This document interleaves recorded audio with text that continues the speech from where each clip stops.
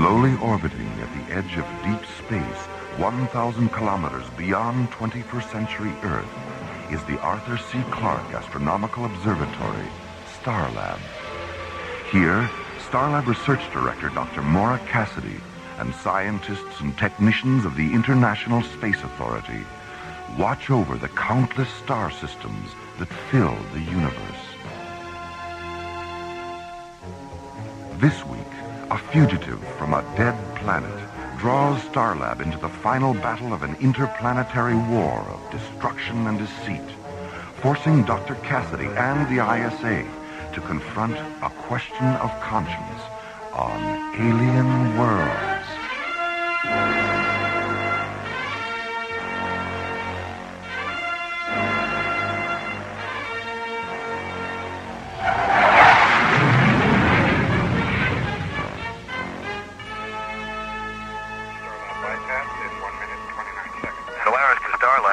This is Starlab. Go ahead, Solaris. We're on our way back in, Jerry. ETA 3 hours, 15 minutes. Give or take a few weeks. That's what I like about you, buddy. Always such a stickler for details. What can I say? Class shows in everything we do. Mm-hmm. So, how about that freighter bound for Thanatos? Did you ever find out what the problem was? The captain sounded a bit vague. Well, it seems the captain signed on a crew of Semenians. So?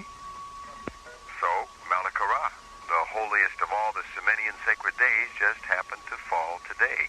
And Jerry, the Semenians consider it sacrilegious to work during Malakara. You mean they just stopped working right in the middle of the flight? You got it. So it was up to us to tow the ship to the nearest spaceport. There the captain can wait out Malakara. After all, we wouldn't want them falling into the sun or ramming the moon or something. It just ruins the view. I see. Well, as long as you're in such a charitable mood, perhaps you could do me a favor and make one more stop on your way in? Don't tell me. Let me guess. A corned beef on rye from the Delphi 5 floating delicatessen. Not exactly. I've been picking up some erratic Sigma-class radio signals from Sector 9 or 5. I'd like you guys to check it out. Consider it done, Jerry. We'll let you know if we find anything interesting. Great. Oh, and before I forget, there is just one last little thing. What's that? That corned beef sandwich sounds really good. If it wouldn't be too much trouble, you think you could... Sorry, Jerry. Malakara, remember? This is our day off. Maybe next time. Solaris clear. Starlab clear. Funny, they don't look Semenian.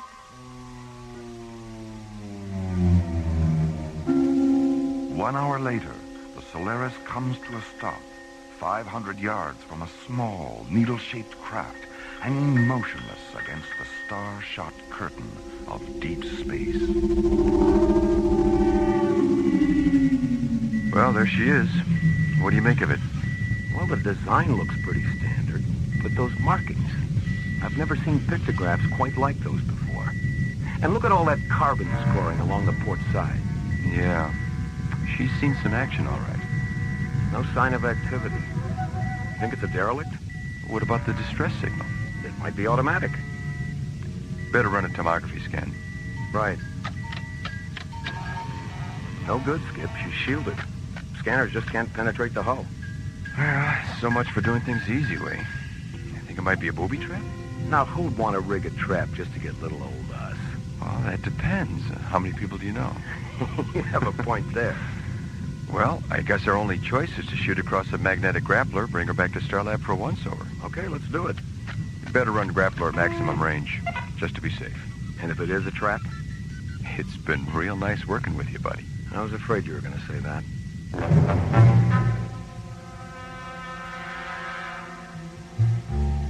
Two hours later, the battle-scarred alien spacecraft is maneuvered into the outboard airlock of Isolab 7, where it's carefully lowered onto a brilliantly illuminated observation pad located beneath a circular gallery of smoke-colored windows. Well, there it is, Phil. Your very first encounter with a genuine UFO. What do you think? It's different. The Academy certainly doesn't prepare you for anything quite like this. That's why you're here, remember? You mean this isn't a transport bound for the Passion Planet? I never should have taken that left turn at St. Louis. Oh, well. So, what's next? Well, to start with, we've got to make a spectrographic analysis of the metals in the ship's hull. This will give us a picture of what materials make up its exterior and a rough idea about the kind of planet it came from. Mora, look! It's opening! I see it. Seal the Isolab airlocks. Something's coming out at the base of the ship. There, do you see it? My God. Medical team alert. Get a bioexamination chamber down to Isolab 7 as fast as you can. I've never seen anything like it before. A large reptilian alien rises to its feet, its scaled turquoise skin glimmering against the dull gray of the spacecraft. It stands holding a three-clawed hand against the bright viewing lights, and then falls.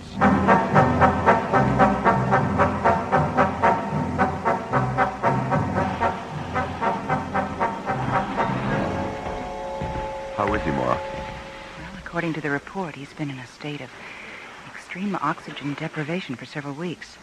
They could only find scattered traces of oxygen in his entire bloodstream. How did he manage to survive? Probably by going into a kind of hibernation.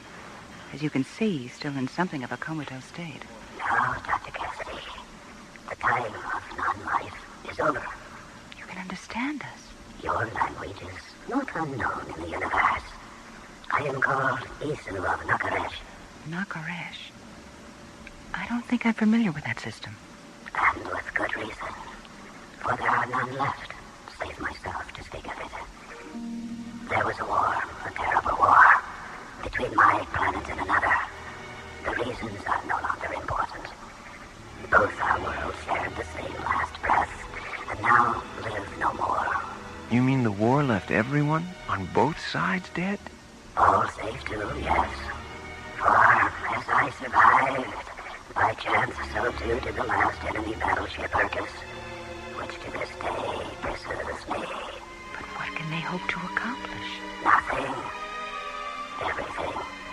It does not matter. Theirs is an unreasoning, an irrational hate for my people that will not let them rest until the very last member of my race has been totally and utterly exterminated.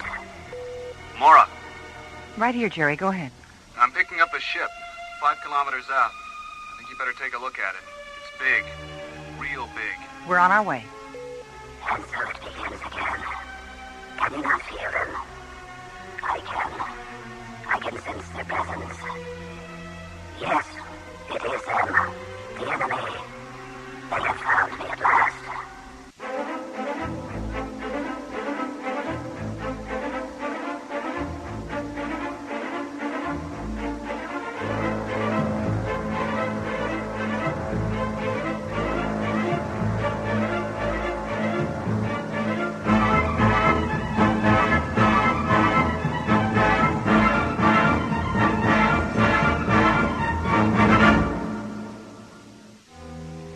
While investigating a distant distress signal, John and Buddy discover a battle-scarred alien spacecraft.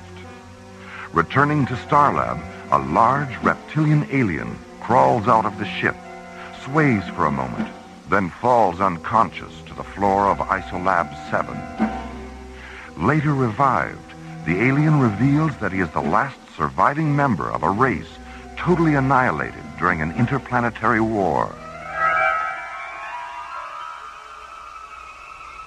Suddenly, a second vessel, a giant, crimson-colored battle cruiser, appears near Starlab. And so it begins again. Can you not feel them? I can. Yes, it is them. The enemy. They have found me at last.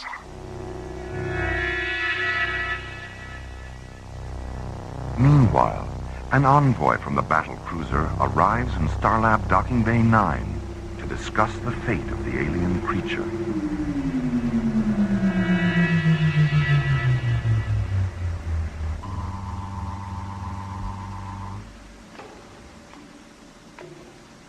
Well, would you look at that? Did you say something, Mora? Huh? Oh, no, I just meant I didn't expect him to be so... Handsome? Good looking? I meant tall, Phil. Just trying to help. Welcome to Starlab. Who's in charge here? I am. I'm Dr. Mara Cassidy. My name is Andrus of Belshazzar. I wish to thank you for capturing the creature Isu. It's comforting to know that there are others in the universe that recognize the depravity of his crime and will assist in the administration of justice. Now, if you will please, turn him over to us. Wait a minute, back up. I'm afraid we don't know anything about any crimes. The one you want, Isu, claims to be the sole survivor of a great war, and as such has requested sanctuary. Sanctuary? From a war that never was? I'm not sure I understand. Isu had isolated a plague bacteria against which our people had no defense. He used the threat of unleashing this disease as a form of blackmail in order to further his own twisted dreams of power. But my people refused his demands, and they died within the day. But if what you say is true, then why are you and your crew still alive? We were on a deep space probe when the plague was unleashed. And by the time we returned, all life on our planet was gone. At that moment, we vowed to bring this murderer to justice. That's where we run into a problem. Both you and Isu tell different stories, while each claiming to be the last of his kind, leaving no one to verify either story. You don't seriously mean to say that you equate my credibility with his lies? My job here is to find out the truth. Isu has requested sanctuary, and I am obliged to give him that until his guilt in this crime, or at least the crime itself, can be established. And how long will this take? A few days. A few days? That's impossible. Well, I'm sorry, but we do have certain procedures for dealing with this sort of thing. We are not interested in your procedures. Every moment that he lives further increases his chances of escaping us. My response to your suggestion is simple. You have 5 of your hours in which to turn him over to us. That sounds a little like a threat. It's a very disagreeable term. Let us instead call it a strongly voiced suggestion. Oh, but you can't expect us. I repeat, 5 hours. This discussion is concluded.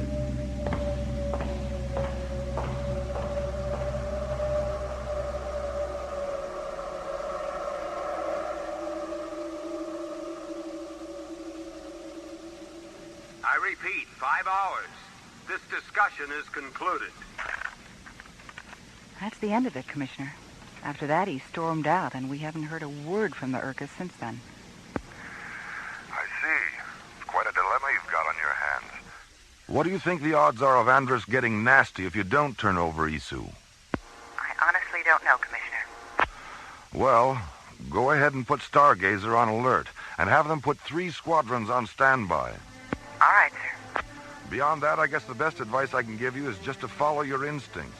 We don't want to start a war, but I don't see how we can turn over the last member of another civilization to be murdered. Well, I think I'll stop by his cabin and have a talk with him. Maybe he'll say something that could help confirm either story. Good. Be careful, Mora. And be sure to keep me posted. I will, Commissioner. Starlight clear.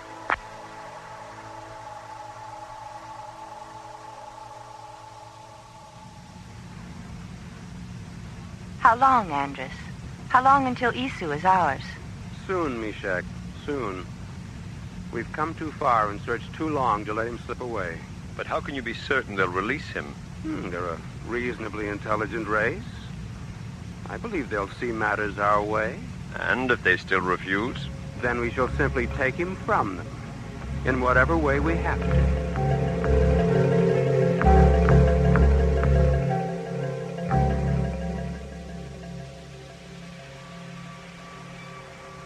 You would have liked my world, Mara. What was it like, Isu? Oh, it was beautiful. Crystalline flowers that reflected the emerald sunlight into 1,000 dazzling patterns. Cool, quiet forests. And sleek silver birds with soft golden eyes. Then the war began. My task was to seed the space between our 2 planets with antimatter modules which would detonate whenever an enemy cruiser approached. In fact, I still carry a full load of them in my ship. Then it happened. The fools finally used it. Used what?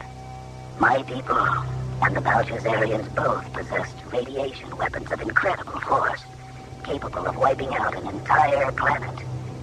We thought that neither would dare use it. But the Belshazzarians did, and we retaliated, and that was the last day. The emerald sky turned red, then black. The ground trembled, and the crystal flowers shattered into a million splitters. Birds fell lifeless from the sky, their golden eyes empty. I then realized that even though my world had died, if something from it could survive, myself, a bird, or even a simple flower, perhaps my world could continue.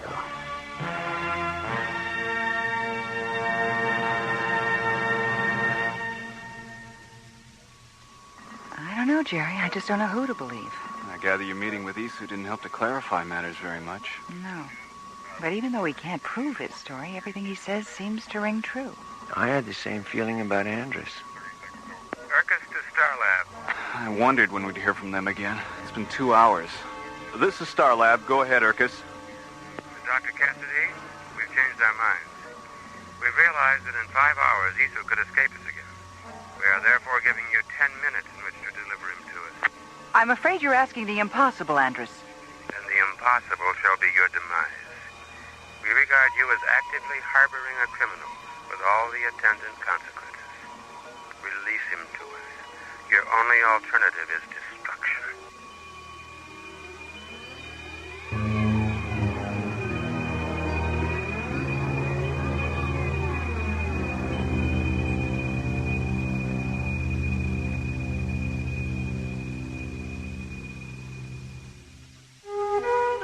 Following the rescue of the reptilian alien Isu, who claims to be the sole survivor of an interplanetary holocaust, Andrus, Isu's pursuer, contacts Starlab. You have 10 minutes to turn Isu over to us. Your only alternative is destruction.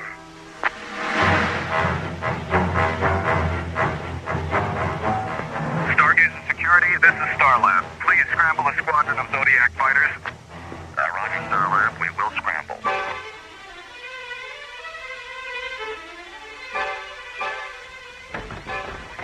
All interceptors, this is a priority 1 alert. Scramble all Stargazer fighters immediately.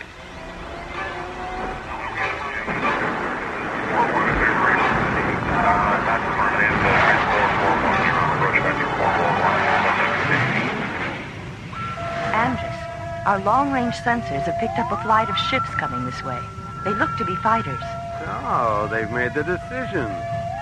Very well, then. Launch the assault groups. The time of final reckoning is at hand. This is a priority 1 alert. All personnel report to their... Isu? Yes, what is it? Do you know what those sirens outside mean? Do you know what's going to happen in another few minutes?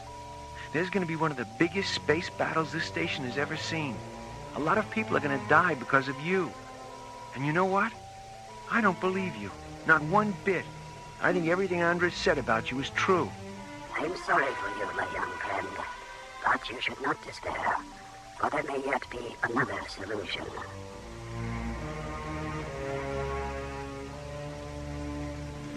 Meanwhile, 10 kilometers beyond Starlab, ISA Zodiac Squadrons 1, 3, and 6 rocket into battle against 5 flights of Belshazzarian fighters.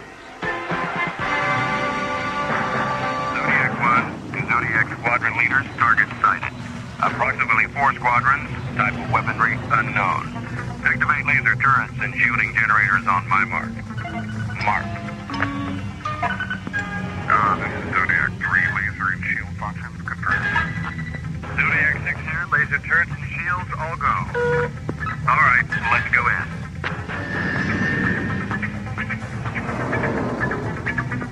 Here they come.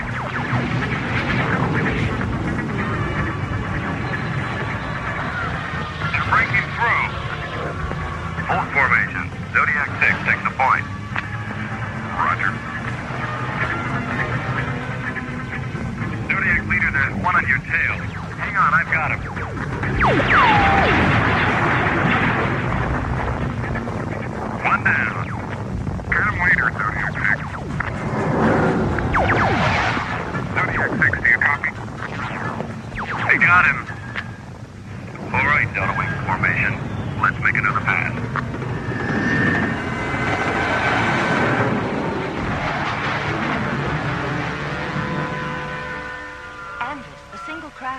searching from Starlab. What type? I can't tell. It's shielded. Wait, there's a signal coming in. It's Isu. He requests permission to come aboard. Permission granted. Well, it seems we've won the war before we've even finished the battle. Call off the attack, Mishak. Yes, Andrus.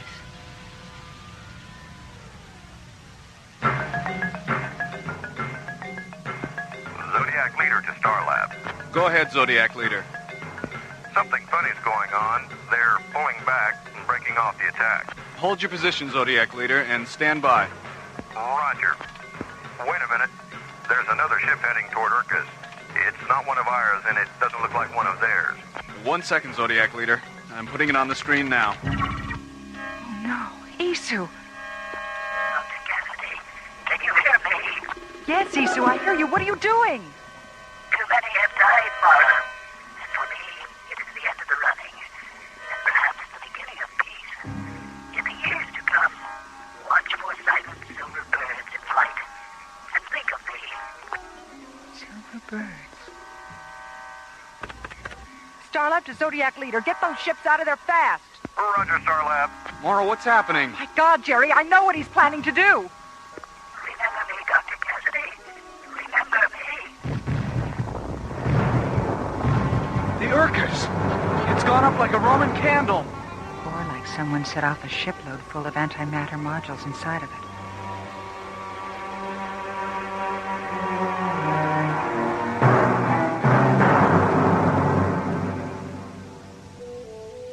What were our losses, Mora? 3 Zodiac interceptors. And the Urkus? No survivors. It's too bad. It seems now we'll never know who was really telling the truth. If Isu was lying, this could have been his final, ultimate act of destruction. Then there's always the possibility that he was telling us the truth after all. There's always that, yes. Well, I suppose I'd better file my own report on all this. I'll see you in a few days, Mara. All right, see you soon, Commissioner. Starlab out. Laura? Yes, Phil, what is it? I found these in Isu's cabin. A cassette tape and this flower. They're for you. The tape will explain it. Dr. Cassidy, this crystalline seedling is the last thing left to me, and I leave it in your care. When the time comes, you will know what to do with it. When the time comes. Do you know what he was talking about, Mora? Yes, Phil, I think I do.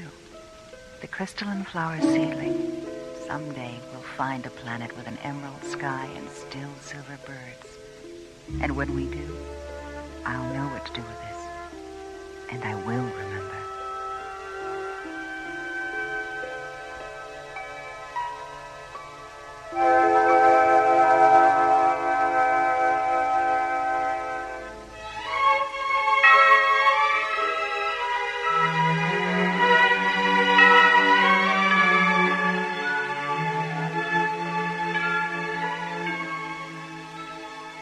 A Question of Conscience was written by J. Michael Straczynski and starred Linda Gary, Chuck Olson, Bruce Philip Miller, and Corey Burton, with special guest stars Dawes Butler as Andrus, Joe Young as Isu, Michael Bell as Phil, and Tina Holland as Mishok. Associate producer Ron Thompson. Music director Tom Rounds. Engineer Stu Jacobs. Assistant to the producer Jim Cook. Technical consultant Peter Sky. Alien Worlds was created, produced, and directed by Lee Hansen. And so until next week, this is Roger Dressler, inviting you to join us for our next adventure from the elsewhere and elsewhen of Alien Worlds.